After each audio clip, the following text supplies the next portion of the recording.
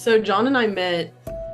He was still in college, and he was probably about 2 years after really losing his sight.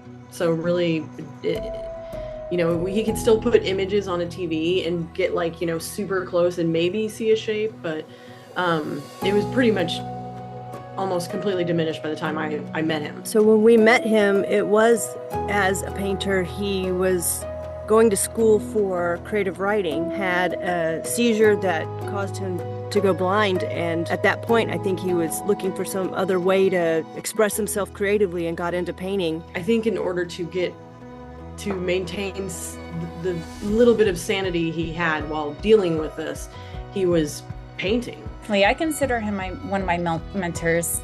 I proudly tell everybody that. And also, I can't imagine, he's so busy. He's doing workshops here and painting here and talking to people here and he established the Yellow Dog Art Bar when we were doing this. What he did with us was so amazing that I can't even imagine the kind of exponential impact he has had on people with disabilities in the arts. So I guess to everybody, he tries to be a better friend. I feel like that really reflects a lot of people in Denton. They'll always wave or say hi or even come up and have a conversation. It's nice. At his art bar and gallery, he paints in the middle of the room. So he's on this little stage and people can watch him paint and he interacts with people. So he's not, he does work in his own home studio at times, but a lot of times he's actually out there in the community interacting with people. I witnessed it go from something he just needed to express, something he just needed to connect with people with. He needed to remind himself that images were still there, and he didn't want to forget color and all these things. And then I saw the transition from it as a therapy to it as a profession. His work is macro and micro. And because he's doing it with people, he's going into classrooms, with kids who are blind or have disabilities, and he's doing the work with them. His work is so vibrant and beautiful, and it's expressive.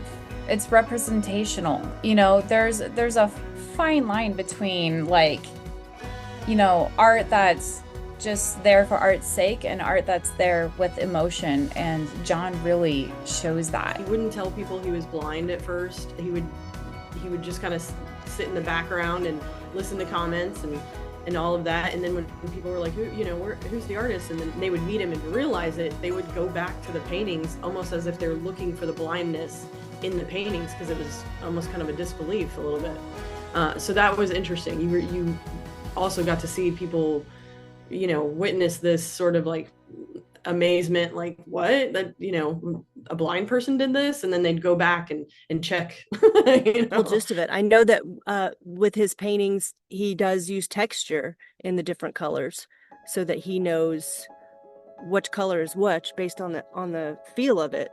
He adds different mediums to the different paint so that he can feel that, for example, black might be slicker and white might be chalkier and green feels like this. So he has an idea of what all of these paints are based on feel as well. Haptic visualization is what he calls it.